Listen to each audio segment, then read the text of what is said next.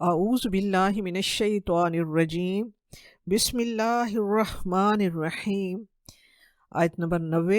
بئس ما اشتروا به انفسهم ان یکفروا بما انزل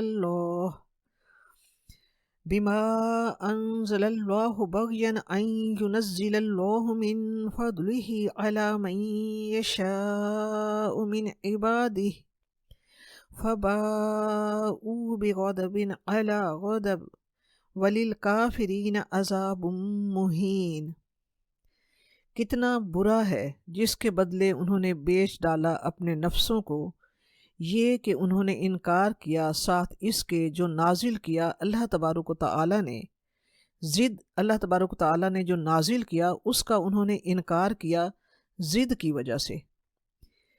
ان ينزل اللہ، کہ نازل کرتا ہے اللہ اپنے فضل سے جس پر وہ چاہتا ہے اپنے بندوں میں سے، تو وہ لوٹے یا وہ چلے آئے ساتھ غضب کے اوپر غضب کے۔ وَلِلْكَافِرِينَ عَذَابٌ مُّهِينٌ، اور کافروں کے لیے عذاب ہے ذلیل کرنے والا۔ رب کریم فرما رہا ہے کہ بنی اسرائیل نے انکار کر دیا اللہ کے آخری رسول کا اور اللہ کی آخری کتاب کا، تو رب کریم فرما رہا ہے کتنا برا ہے جو یہود نے اختیار کیا ہے، صرف اس وجہ سے انہوں نے انکار کیا کہ اللہ تبارک و تعالیٰ نے یہ آخری نبی بنی اسماعیل میں کیوں بھیجا۔ اس ضد میں وہ حق کو چھوڑ کر باطل انہوں نے اختیار کیا اور کفر پر اڑے رہے۔ اللہ تعالیٰ مالک و مختار ہے، وہ جانتا ہے کہ اپنے بندوں میں سے کسے کیا عطا کرنا ہے۔ تو بنی اسرائیل نے رب کے اس فیصلے کو نہ مان کر اور تورات کے احکام سے انکار کر کے اور آپ صلی اللہ علیہ وآلہ وسلم کی نبوت کا انکار کر کے وہ غضب بالائے غضب کا شکار ہوئے۔ فباءوا بغضب علی غضب، تو وہ غضب بالائے غضب کا شکار ہوئے۔ ان ينزل اللہ من فضلہ علی من یشاء، تو یہاں اس آیت کے اس حصے سے ظاہر ہوتا ہے کہ اللہ تبارک و تعالیٰ کا قرآن پاک نازل کرنا عین اللہ تبارک و تعالیٰ کا فضل ہے۔ اللہ تعالیٰ اپنا یہ فضل اپنے بندوں میں سے جس پر چاہتا ہے نازل فرماتا ہے، پھر جس امت کو عطا کرتا ہے اللہ تبارک و تعالیٰ کا اس پر بھی فضل ہے۔ الحمدللہ ہم حامل قرآن ہیں، یہ اللہ تعالیٰ کا ہم پر بہت بڑا فضل ہے۔ اللہ تبارک و تعالیٰ نے سورہ یونس میں یہی فرمایا، قُلْ بِفَضْلِ اللَّهِ وَبِرَحْمَتِهِ فَبِذَلِكَ فَلْيَفْرَحُوا هُوَ خَيْرٌ مِّمَّا يَجْمَعُونَ۔ اے نبی صلی اللہ علیہ وآلہ وسلم، انہیں فرما دیجئے کہ قرآن پاک کا نازل ہونا عین اس کا فضل اور اس کی رحمت ہے۔ اس چیز پر کہ اللہ تبارک و تعالیٰ نے انہیں یہ عطا کیا ہے، چاہیے کہ بندے خوشیاں منائیں، اور یہ نعمت ان تمام نعمتوں سے بہتر ہے جن چیزوں کو جمع کرنے پر بندہ اپنی محنت، اپنا وقت، اپنا تمام توجہ صرف کرتا ہے۔ اللہ تبارک و تعالیٰ کا یہ فضل ان تمام چیزوں سے بہتر ہے، اس لیے چاہیے کہ انسان اس پر وقت، محنت، توجہ صرف کرے۔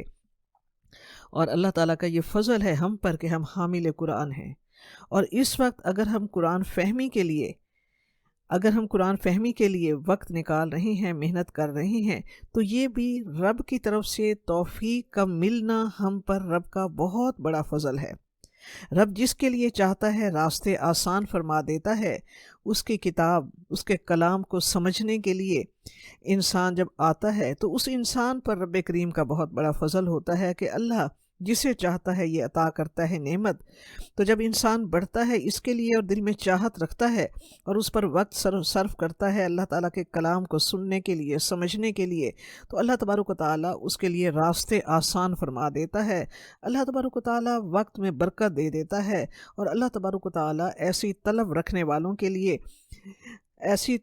والوں کے دلوں کو قرآن پاک کے لیے ان کا سینہ کھول دیتا ہے۔ اللہ تبارک و تعالیٰ قرآن پاک کے لیے ان کا سینہ کھول دیتا ہے، اور انکار کرنے والوں کے لیے وَلِلْكَافِرِينَ عَذَابٌ مُّهِينٌ، اور انکار کرنے والوں کے لیے ذلت والا عذاب ہے۔ آیت نمبر 91 ہے ہمارے پاس، وَإِذَا قِيلَ لَهُمْ آمِنُوا بِمَا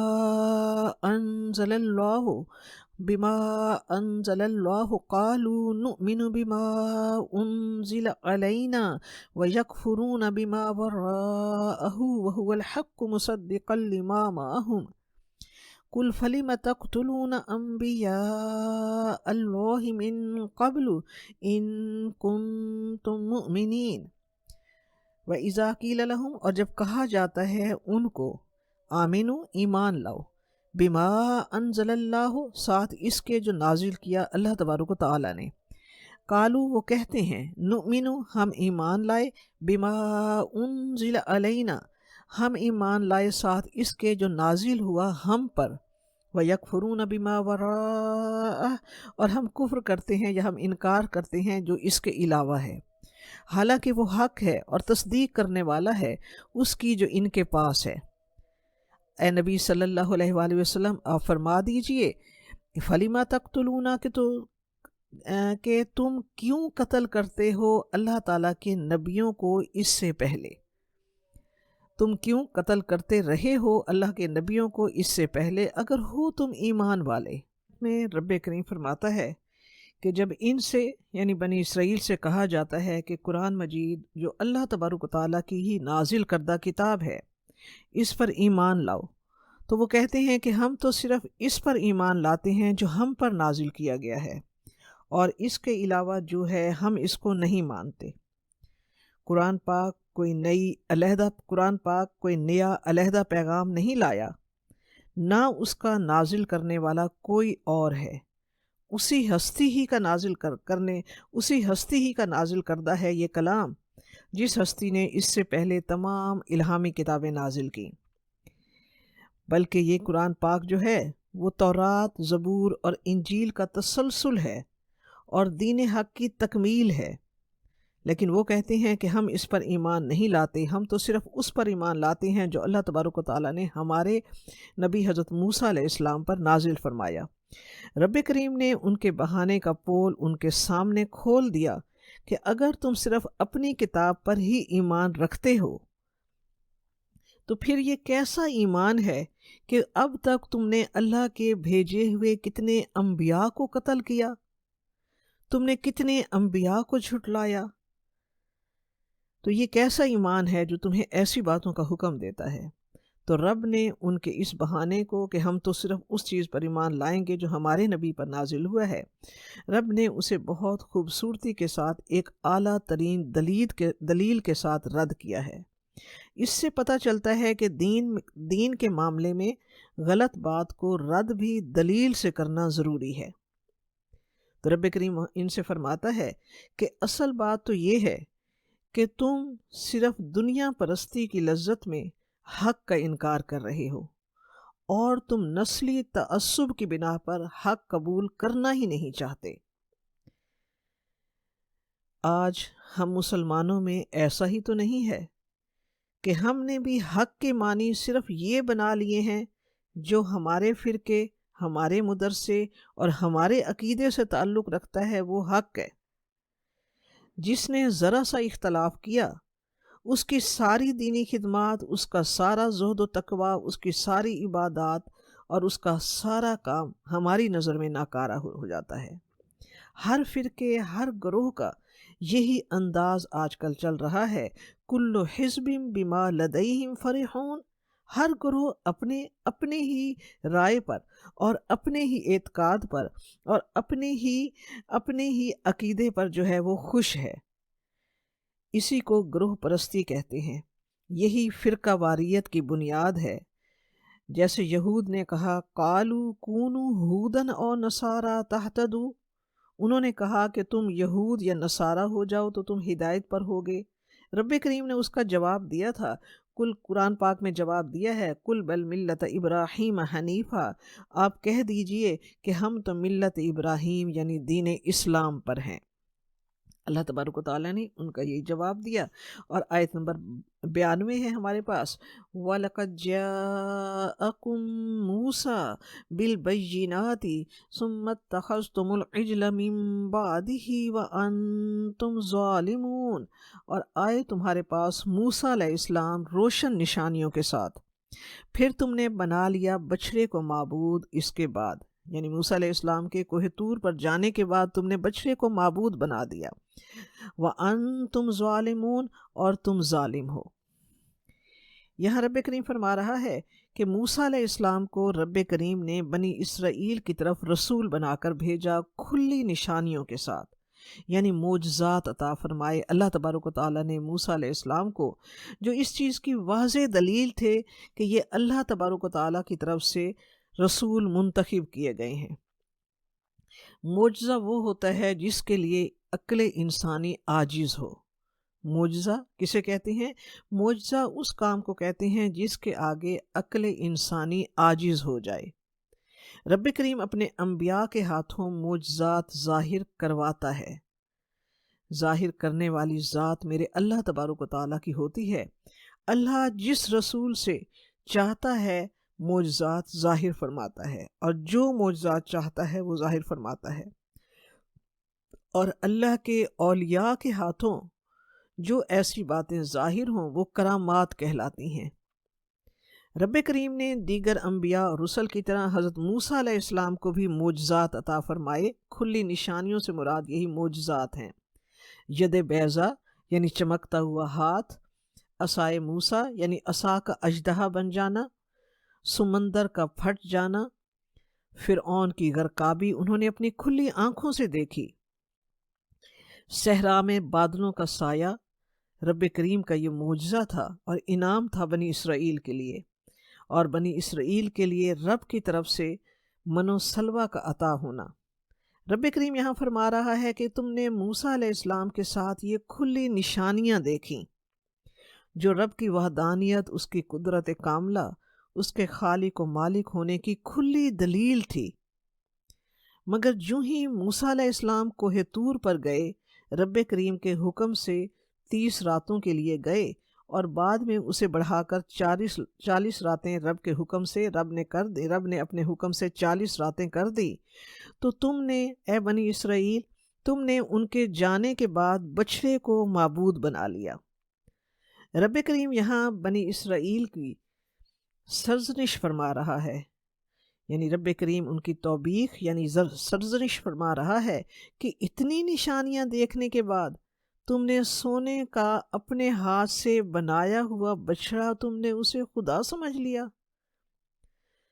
جب موسیٰ علیہ السلام 30 راتوں کے بعد واپس نہ آئے تو سامری کو موقع مل گیا، اور اس نے کہا کہ موسیٰ تمہیں بھول گئے ہیں، جس مقصد کے لیے وہ کوہ طور پر گئے تھے وہ بھی انہیں نہیں ملا، انہیں خدا نہیں ملا، تمہارے لیے میں معبود بنا دیتا ہوں۔ ہارون علیہ السلام نے بہت منع فرمایا بچڑے کی پوجا کرنے سے، تو انہوں نے جواب دیا، قوم نے یہ جواب دیا ہارون علیہ السلام کو، قالوا لن نبرح علیہ عاکفین حتی یرجع الینا موسیٰ، انہوں نے کہا کہ ہم ہرگز جدا نہ ہوں گے، اس پر ہم جمے رہیں گے جب تک موسیٰ علیہ السلام ہمارے پاس واپس نہ آ جائیں۔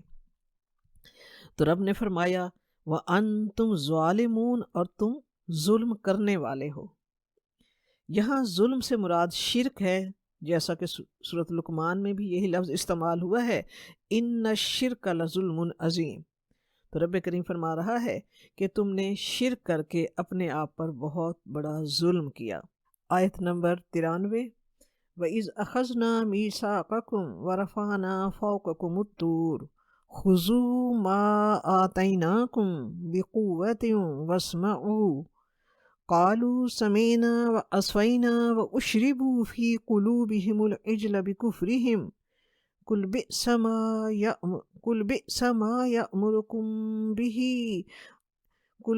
مَا يَأْمُرُكُمْ بِهِ إِيمَانُكُمْ إِن كُنتُم مُؤْمِنِينَ۔ اور جب ہم نے تم سے پختہ عہد لیا اور ہم نے بلند کیا تم پر کوہ طور کو، خذوا ما آتیناکم، پکڑو لے لو جو دیا ہے ہم نے تمہیں، بقوت، قوت کے ساتھ، واسمعوا، اور سنو، جو تمہیں دیا گیا ہے اسے مضبوطی کے ساتھ پکڑ لو اور سنو۔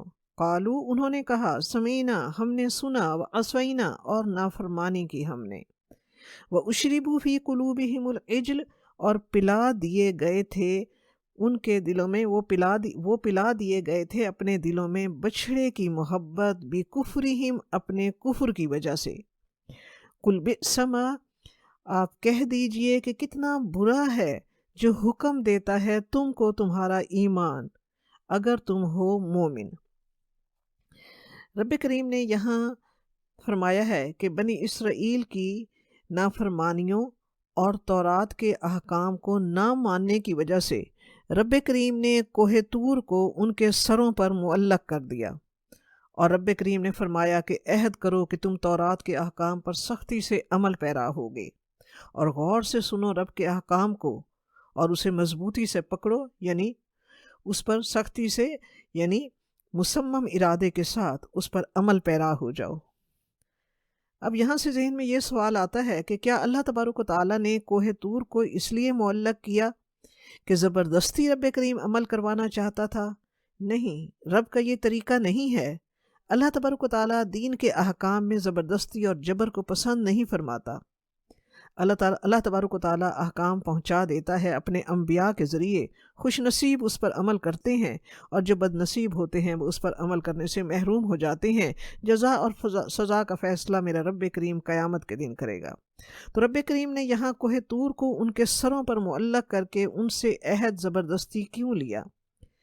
دراصل بات یہ ہے کہ کوہ طور کو معلق کرنا اللہ تعالیٰ کی قدرت اور جلال کا محض ایک مظاہرہ تھا۔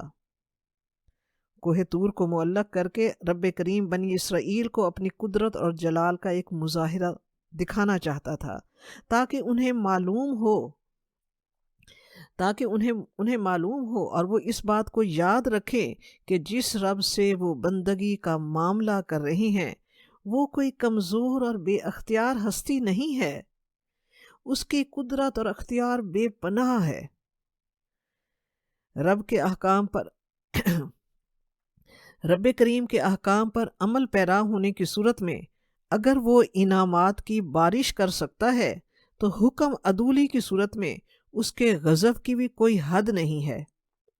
وہ جب چاہے کوہ طور جیسے پہاڑ کو اٹھا کر ان کے سروں پر معلق کر سکتا ہے۔ یہاں رب کریم نے فرمایا خذوا ما آتیناکم بقوۃ۔ بقوت ان سے مراد ہے مضبوط قوت ایمانی سے۔ مضبوط قوت ایمانی سے اللہ تعالیٰ کے احکام پر عمل پیرا ہونا ہے، یعنی جو بات یا جو حکم دین میں دنیا اور آخرت کی کامیابی کے لیے ہو اس کے لیے حریص بن جاؤ، اسے حریص بن کر آگے بڑھ کر اسے قبول کرو، عاجز ہو کر نہ بیٹھ جاؤ کہ یہ ہم سے ہو نہیں سکتا۔ پوری کوشش کے ساتھ، پوری دل جمعی اور قوت کے ساتھ بنی اسرائیل نے کہا سمینا و عصینا، زبان سے انہوں نے کہا سمینا اور عمل میں وہ عصینا کی تصویر بن گئے۔ ایسا کیوں کیا انہوں نے؟ اس آیت کا پہلا حصہ جرم بیان کر رہا ہے کہ سمینا و عصینا، اور آیت کا دوسرا حصہ اس جرم کی وجہ بیان کر رہا ہے وَأُشْرِبُوا فِي قُلُوبِهِمُ الْعِجْلَ بِكُفْرِهِمْ۔ تو رب کریم نے اس حصے میں بتایا ہے کہ وہ کیوں انہوں نے ایسا کیا۔ رب کریم فرماتا ہے کہ اللہ تعالیٰ کے حکم کی نافرمانی اس لیے انہوں نے کی کہ ان کے دل میں بچھڑے کی محبت پلا دی گئی تھی۔ بچھڑے کا لفظ جو ہے، عجل کا لفظ جو ہے، وہ استعارہ ہے غیر اللہ کے لیے۔ اور دوسری بات یہ کہ بچھڑا پلانے کی چیز نہیں ہے، بلکہ مطلب یہ ہے کہ بچھڑے کی محبت ان کے وجود میں سرایت کر چکی تھی۔ جیسے پانی پیا جائے تو پورے جسم پر اس کے اثرات نظر آتے ہیں، پانی جسم میں سرایت کر جاتا ہے، جیسے زمین پر پانی ڈالیں تو وہ زمین میں سرایت کر جاتا ہے۔ اسی طرح شرک اور غیر اللہ جو تھا وہ اس کی محبت ان کے دلوں میں سرایت کر چکی تھی۔ اللہ وحدہ لا شریک کے احکام انہیں ماننا بہت مشکل لگ رہا تھا۔ آج ہم مسلمان قرآن پاک میں رب کریم کے احکام جان کر، سن کر سمینا و عصینا کی تصویر تو نہیں ہے۔ ایسا ہی لگتا ہے جب ہم دیکھتے ہیں کہ مسلمان کلمہ لا الہ الا اللہ پڑھنے والا شراب بھی پیتا ہے، سود بھی کھاتا ہے، زنا بھی کرتا ہے، حلال و حرام کی حدود بھی تجاوز کرتا ہے، تو کس لیے؟ وجہ کہیں یہود کی طرح کسی ایسے ہی اجل کی محبت تو نہیں ہے۔ اجل سے مراد ہر وہ محبت ہے، ہر اس چیز کی محبت ہے جو بندے کو اللہ تعالیٰ کے احکام پر عمل پیرا ہونے کی راہ میں حائل ہو، وہ اجل ہے۔ ہر اس چیز کی محبت جو بندے کو اللہ تبارک و تعالیٰ کے احکام پر عمل پیرا ہونے کی راہ میں، بندے کی راہ میں حائل ہو، وہ اجل ہے۔ ہم نے اپنے اندر کو کھنگالنا ہے۔ یہ آیت لکھ کر قالوا سمیعنا و عصینا و اشربوا فی قلوبہم العجل، اجل کی جگہ کو خالی رکھ کے ہر ایک کو اس اجل کی خالی جگہ کو اپنے اجل سے پر کرنا ہے۔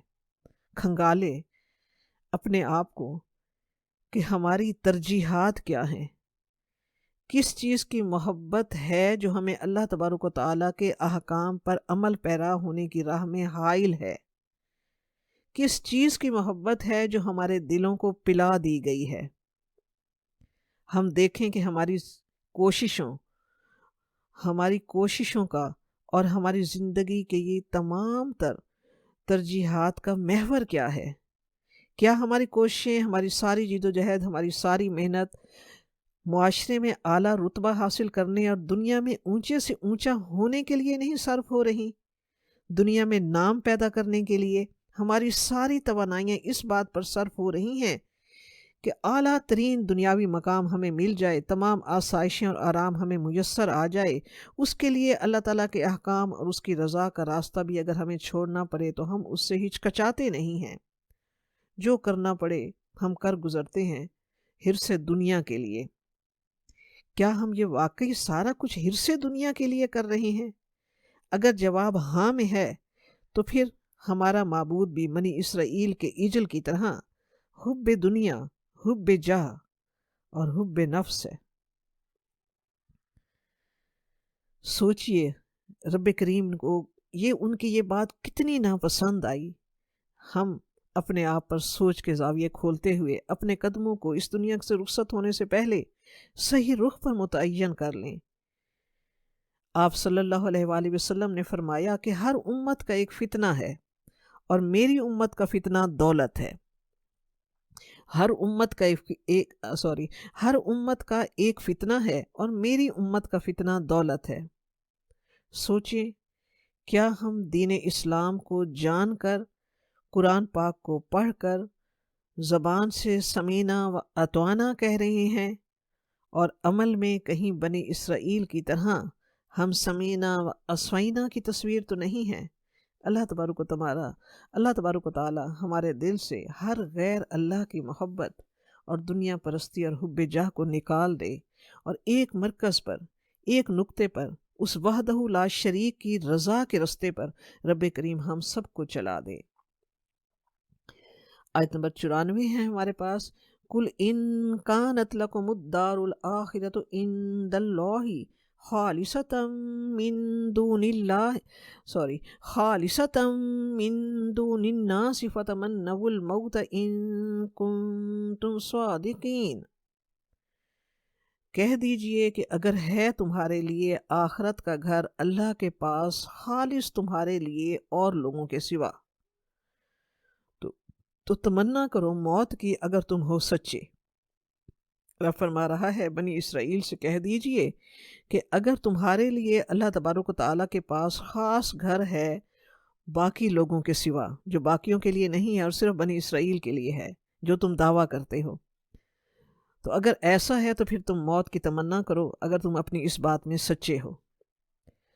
حضرت عبداللہ بن عباس رضی اللہ تعالیٰ عنہ سے روایت ہے کہ جب یہ آیت نازل ہوئی تو آپ صلی اللہ علیہ وآلہ وسلم نے یہود کو جمع کیا اور فرمایا کہ اگر تم اس دعوے میں سچے ہو کہ آخرت کی نعمتیں صرف تمہارے لیے ہیں تو ایک بار زبان سے یہ کہو، اللہم امیتنا، اللہم امیتنا، اللہ ہم کو موت دے۔ اور آپ صلی اللہ علیہ وآلہ وسلم نے ارشاد فرمایا کہ قسم ہے اس ذات کی جس کے قبضے میں میری جان ہے کہ جو بھی یہودی یہ دعا کرے گا اس کے حلق کا لعاب مہلک ہو جائے گا اور اس کے گلے کو بند کر دے گا اور وہ فی الفور مر جائے گا۔ چنانچہ یہود میں سے کسی نے بھی اس کلمہ کو کہنے کی جرت نہ کی۔ انہوں نے اس کلمہ کو کہنے سے انکار کیا اور وہ ڈر گئے۔ یہ چیلنج آپ صلی اللہ علیہ وآلہ وسلم کے دور کے یہود کے لیے تھا، جو دل میں یقین سے یہ جانتے تھے کہ یہ نبی برحق ہے، اور اگر ہم نے کہا کہ اللہم امیتنا تو ہم پھر ضرور مر جائیں گے۔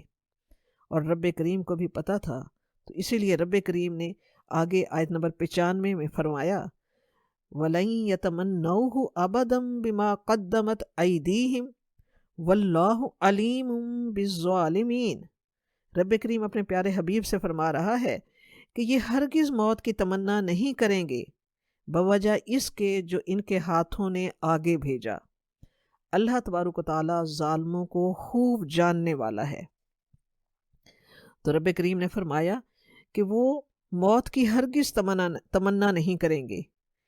ان کے یہ زبانی دعوے صرف زبانی دعوے ہیں، انہیں اپنے اعمال کا پتہ ہے۔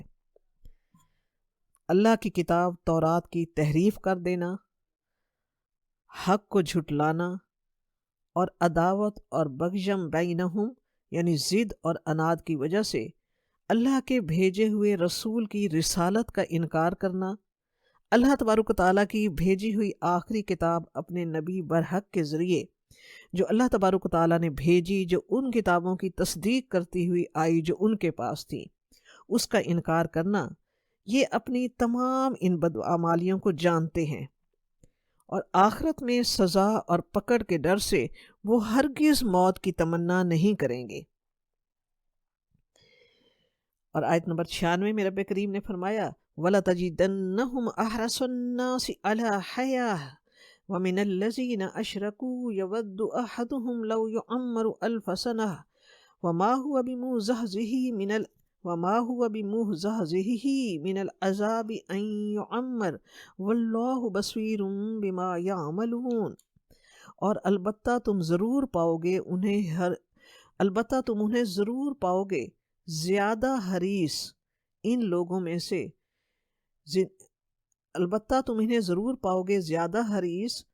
میں سے زندگی پر، زندہ رہنے کے لیے تم انہیں زیادہ حریص پاؤ گے اور لوگوں کی نسبت۔ کن اور لوگوں کی نسبت؟ یعنی مشرکوں کی نسبت بھی تم انہیں زیادہ حریص پاؤ گے زندگی کے لیے۔ یود احدہم لو یعمر، چاہتا ہے ان میں سے ہر ایک کہ کاش وہ عمر دیے جائیں، کتنی 1000 سال۔ رب کریم فرماتا ہے وما ہوا بمزحزحہ، حالانکہ نہیں وہ بچانے والی، یعنی لمبی عمر بھی انہیں نہیں بچانے والی عذاب سے۔ ان یعمر، بے شک اگرچہ وہ عمر دیے جائیں، واللہ بصیر بما یعملون، اور اللہ تبارک و تعالیٰ دیکھنے والا ہے اس کو جو وہ عمل کرتے ہیں۔ رب کریم اپنے پیارے حبیب حضرت محمد صلی اللہ علیہ وآلہ وسلم کو آگاہ فرما رہا ہے کہ آپ انہیں زندگی کے لیے زیادہ حریص پائیں گے، عرب کے مشرکوں سے بھی زیادہ زندگی کے لیے انہیں حریص پائیں گے، جس سے یہ ظاہر ہوتا ہے کہ انہوں نے دنیا پرستی میں ظاہری من گھڑت قصے بنا رکھے ہیں، اور وہ آخرت کے دعوے میں اپنا جھوٹ جانتے ہیں۔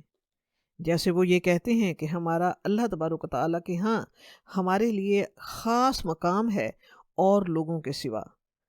تو اگر ایسا ہے تو جس جگہ پر انسان کے لیے بہت اعلیٰ درجات منتظر ہوں تو انسان تو وہاں جلد جانا چاہتا ہے، لیکن نبی کریم فرماتا ہے کہ یہ اپنے دعوے کے بارے میں جانتے ہیں کہ وہ جھوٹ بول رہے ہیں۔ رب کریم فرماتا ہے انہیں کتنی ہی عمر دی جائے لیکن درازی عمر بھی انہیں عذاب آخرت سے بچا نہیں سکے گی، بالآخر انہیں مر کر عذاب آخرت میں گرفتار ہونا پڑے گا کہ انہوں نے حق کو سمجھ کر، جان کر، اور حق کو حق جانتے ہوئے بھی حق کو تسلیم کرنے سے انکار کیا، اللہ کے آخری رسول کو ماننے سے انکار کیا۔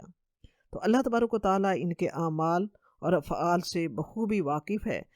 واللہ بصیر بما یعملون، اللہ دیکھنے والا ہے جو وہ عمل کرتے ہیں۔